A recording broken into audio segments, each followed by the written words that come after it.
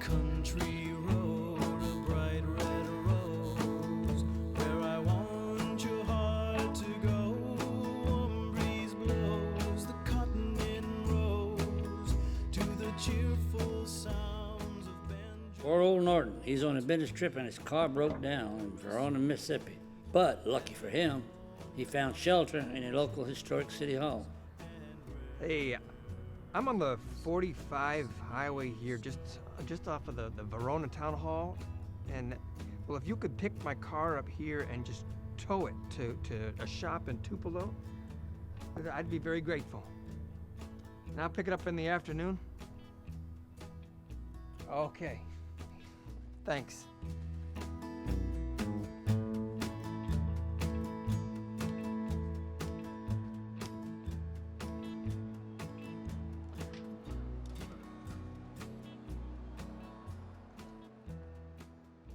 You having car trouble, mister? Yeah, I am. Is this your Chevy? Mm-hmm. That's a good old, reliable American car. That's the kind you give a name to. You're not from around here, are you? You got me on that. I'm going to Tupelo. I buy and sell furniture. Well, you should see some sights while you're here. Sights? What could there possibly be to see around here? Well, you're standing right in front of the place where Vernon and Gladys were married. Vernon and Gladys? Elvis's mom and dad. I'm Norton. I'm V. So sorry about your car. Yeah, well, it's nothing. I should have taken a rental car. So you a big Captain Marvel Jr. fan? Yeah. Elvis loved him when he was a kid. Kind of influenced how he dressed, the way he looked. Yeah, not everybody knows that. It's kind of cool, you know? Yeah, I guess you could say I love Tupelo. Elvis is Tupelo. What, are you like some kind of tour guide from the 50s? Am I making it too obvious? Well, Tupelo's where I'm headed. You know, I almost made it, but my car's shot. So, can you recommend a good cab company? You don't have to take a cab, Norton. I can give you a lift into Tupelo. Really? You do that for a stranger? Sure. We're very friendly here in the South, Norton. Did you really know Elvis was from Tupelo? Yeah, sure. Everybody knows that. It doesn't mean much to me, no offense. All right, you're just here on business and no time for Elvis. Yeah, my mother loved Elvis, and she played the records when I was a kid. Smart woman. So where are you taking me? You kidnapping me or something? I'm taking you over to East Tupelo, where Elvis's birthplace is. That gonna take long? No, it's only 2 rooms, Norton. 2 rooms? You kidding? The king of rock and roll is born in a 2-room shack? Be nice.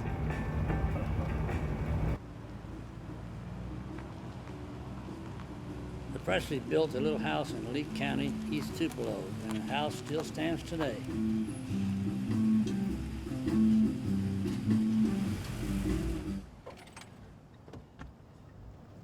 Well, this is it. This is Elvis's birthplace.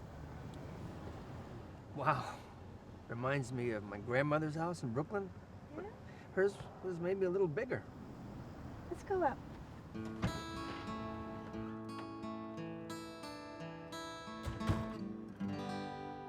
It was January 8th, 1935.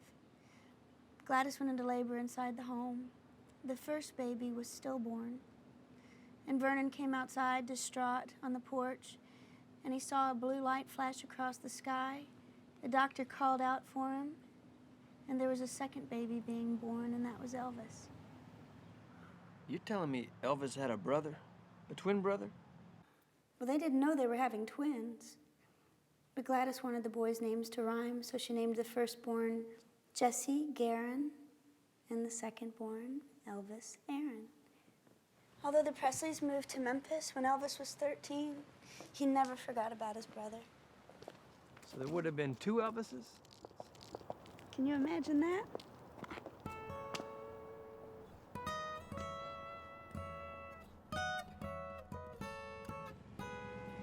If you head east from the birthplace and turn left on Femster Lake Road, A winding little country path will take you to a beautiful hillside cemetery called Priceville Memorial Gardens.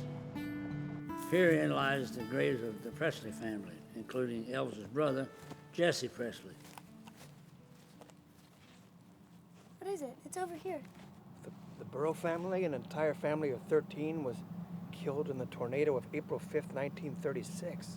Yeah, Elvis was only 14 months old when that tornado hit Tupelo. There were 200 people killed. Over 1,000 people were injured. They had to turn the old Lyric Theater into a hospital. People were dying in the aisles of that theater, and now they say it's haunted. I Love Ghosts. Is that theater still around? Yeah, they saved the theater. You know that I think that Elvis probably thought of that tornado every time he came here to visit his brother. Come on, it's over here.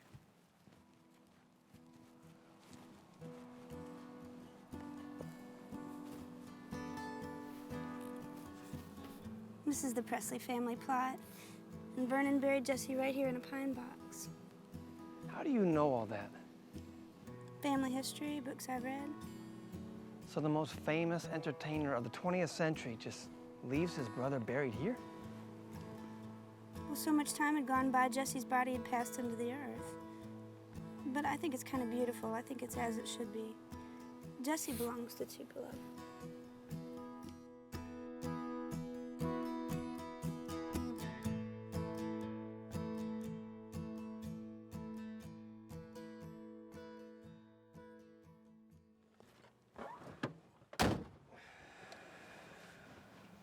What's the matter?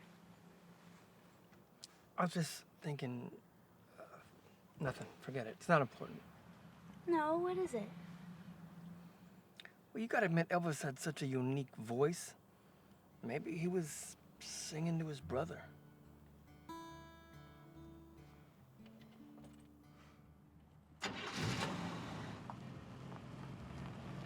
V and Norton had worked up an appetite, so they headed over to Johnnie's drive-in, which had been in operation since 1945.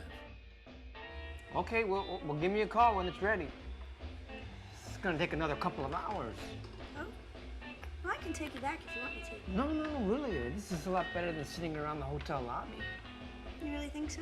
Yeah, I do, but there's one question I gotta ask you. It's driving me crazy. Well, you change clothes. I mean, you change clothes a lot, and I never see you change them. It's kind of weird. You ever seen Captain Marvel change clothes? Yeah, but you never even say Shazam. Do you want me to say Shazam? Oops, I did.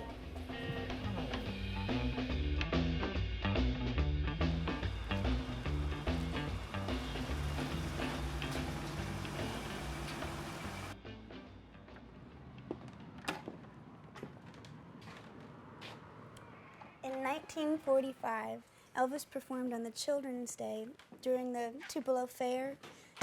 He was so small, he had to get up on a chair to reach the microphone, but he sang this very sad song called Old Shep.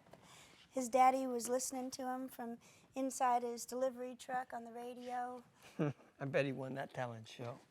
No, actually, he only came in 5th place. Oh. But he didn't have a guitar then. Well, shortly after Elvis's birthday, Gladys brought Elvis to this store to buy him a gift, and he looks up on the wall and he sees a rifle. Well, Gladys wasn't going to let him buy a rifle, so Elvis bought the guitar.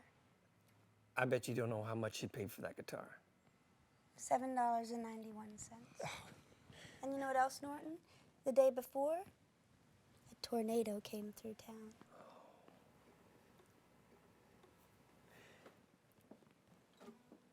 V, you never cease to amaze me. Now you're gonna play guitar?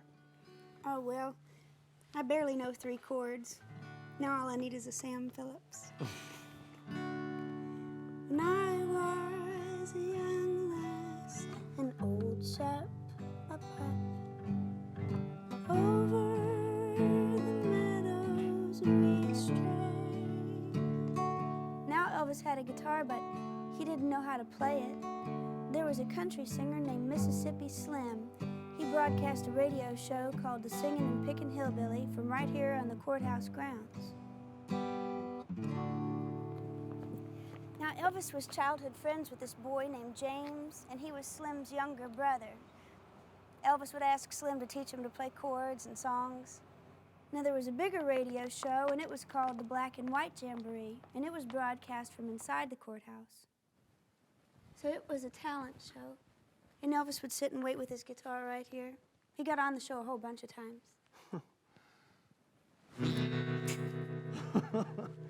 So Elvis was on the radio. He's 12 years old, right out of this courthouse, and no one even knew who he was. Nope. But he'd take that old hardware store guitar with him every day to Milam School. And on the next to last day that he was in Tupelo, he played 3 songs in front of his whole 8th grade class. And then his family, the next day, they moved to Memphis. And he became the king of rock and roll. So, birthplace, the cemetery, Johnnie's, and the courthouse, I guess this pretty much wraps it up. No, Norton, that's not the end of the story. Elvis came back to Tupelo, and what happened was pretty amazing. Hey, there's the Lyric Theater. That's the old haunted theater you told me about. Yeah, that's where they hold the Tupelo Film Fest now. But I want to take you to the fairgrounds. Come on. Elvis returns to Tupelo Fairgrounds 11 years later, September 1956. This was Elvis's homecoming show. You know, Elvis was a huge star when he came home to Tupelo to perform. How many people were here? There were 5,000 people, all walks of life. Mostly it was screaming girls. It really must have been something. It was. Governor Coleman, he proclaimed Elvis to be Tupelo's native son. The mayor, Mayor Ballard, gave him this huge key to the city that was in the shape of a guitar. Elvis, he said it was the first time he'd ever been to the fair that he didn't have to jump the fence to get in. And that all happened right here at the fairground? Mm-hmm. You know, I read that Elvis was 42 when he died. You imagine that? I think about it because, well, I'm gonna be 42. Hey, you don't look it, Norton. Well, thanks, V. I guess what I'm saying is his life was already half over. You know, you don't know that stuff, but it makes you think about your life and get you done with it. Hey, you know what? You know that photograph? Norton, the one where the girls are reaching up to touch Elvis's fingertips? You do know it? Yeah. I think that was one of the most profound memories in rock and roll music. And that happened right here in Tupelo, right on the fairgrounds. Imagine it. Imagine being there.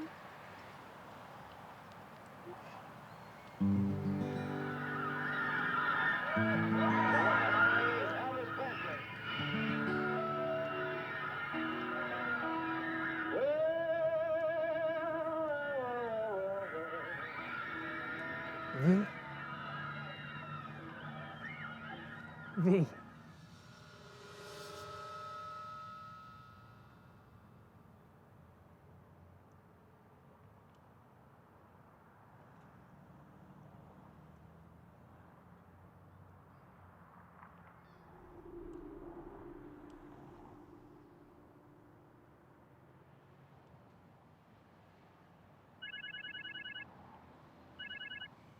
Yeah.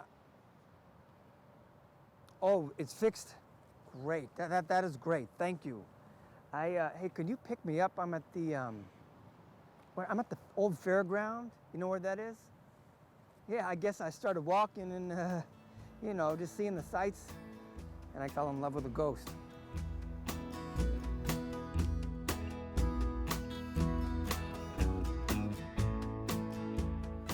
Elvis never forgot Tupelo, and neither would Norton.